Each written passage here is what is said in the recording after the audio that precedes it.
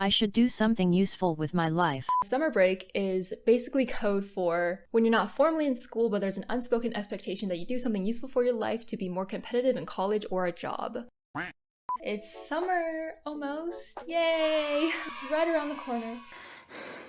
Hi, sisters!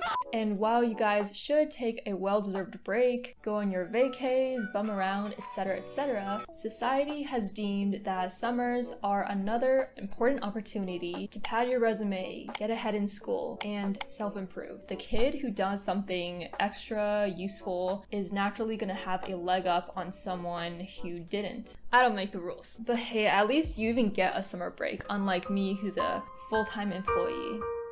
So I'm here today to help you get a leg up. Oh my goodness, I'm so embarrassed. Don't be embarrassed, they love you. On your, what is it again? Oh, get that leg up with a bunch of useful things that you can do to make the most of your summer.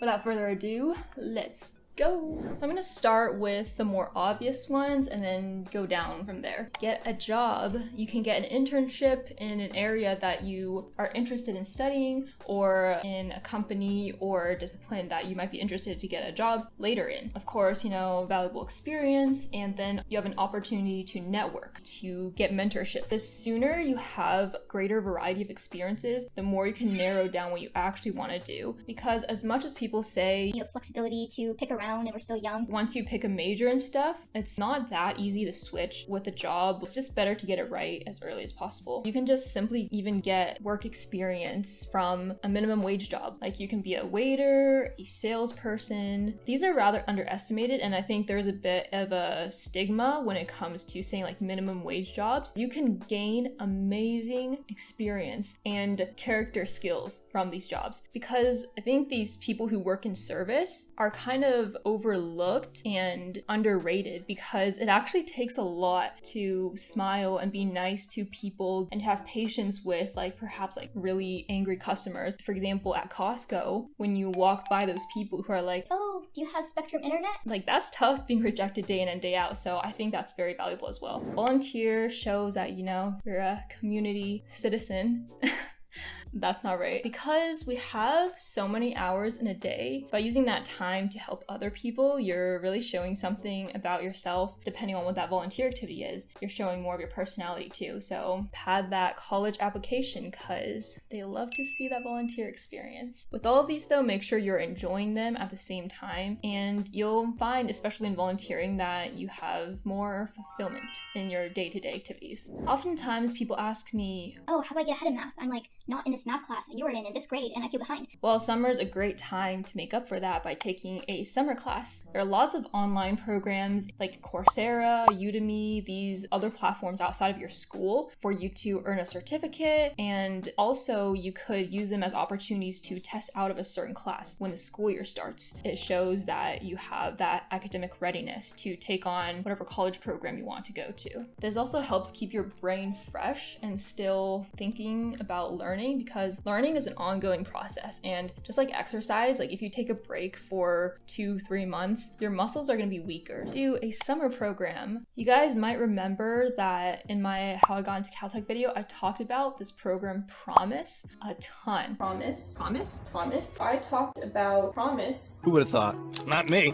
It's a very rigorous 6-week math program that was one of the best and hardest experiences, before Caltech that is, of my life. And I milked the heck out of it, as you can tell, because I always discussed the lessons, the experiences I had, because it was all like math and about being a scientist. Then that really shows a school like Caltech, where I want to go, that I can take this, and I've done it before. Also, I'm committed enough to go and take 6 weeks out of my summer to go learn math, and the money, of course, but that's thanks to my parents.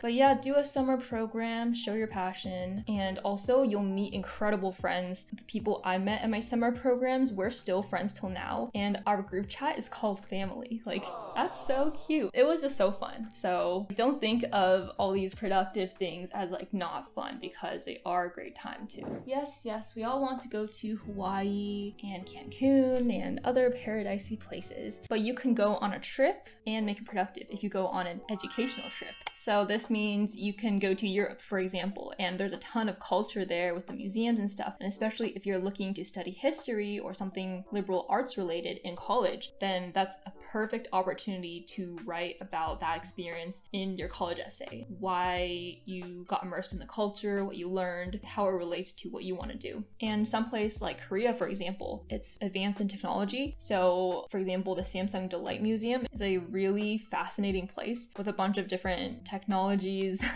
and like smart home devices and what kind of the future would be. And so I can see that as an incredible opportunity to write about in a college essay if you're interested in tech, because you could say like, Technology keeps advancing and that's the future and I want to contribute in this way because I saw this in this place. throwing you bones here, so Throw me a frickin' bone here. Need the info. take them how you will. And then just to add a little more stress to your plate, but fun stress, you can also compete. So we may have a variety of hobbies, one or two, but sometimes because we don't really put a number to it, we don't try as hard as we would like to get good at it. So for example, dancing, or I don't know, like playing chess, math, like for me. But in the summer, see if you can find some kind of competition or somewhere where you can earn awards or some kind of ranking to quantify how much of that hobby you've done, because that's super cool to have a more concrete, objective way to present the time and dedication you put into something in your college applications or your job resume. And then you can talk about how you pursued this as a passion and got better at it, because improvement is visibly shown. You'll feel better about yourself too, because then it's a skill that you love and then you just get better at it because it pushes you to improve faster.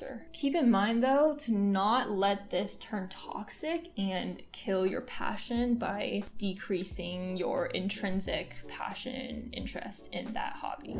Create something to help other people, like I'm doing right now with YouTube. If you're a CS prospective major, make a website or something that's helpful to people. Code an extension that you might find helpful to other students. It doesn't have to be super substantial, because I know we only have like 2 to 3 months of summer. I don't know why I said we, my summer's not any different than any other day. When you're not really fine, but you just can't get into it because they would never understand. But you can also start, I don't know, like a summer tutoring program. So what I did the summer before my senior year is I created this thing called MATHCOUNTS, and I brought my friend to do this with me. That's another tip too. You can bring friends along to do something with you so it's more fun. And we created this program where we're basically helping people improve their ACT and SAT scores, especially through math and science, because oftentimes those are the weakest areas. And so we found that, with our skills and then this targeting, that we can build something cool out of it. I must admit, it wasn't just for altruistic reasons. We also knew that initiation is something that colleges love.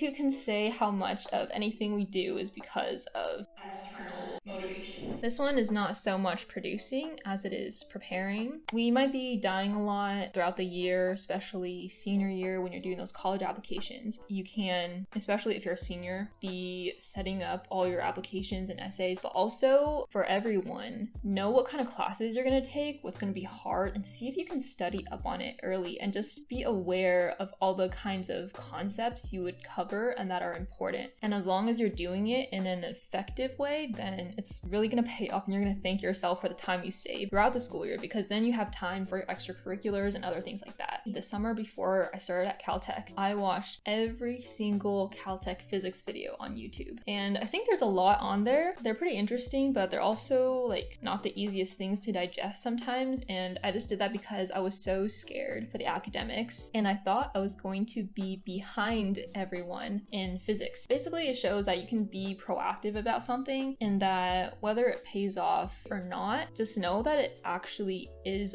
again, training your brain so you keep it strong and going, and not just, oh, when school starts again, you can't even write anymore. I remember sometimes when I haven't written in so long and my hands are like, how do I hold a pencil? Oh, we breezed right through that. Let me know if I missed anything. If you guys are lacking motivation during the summer anytime, then check out this video. Have a great summer, guys, and remember to do a little extra today.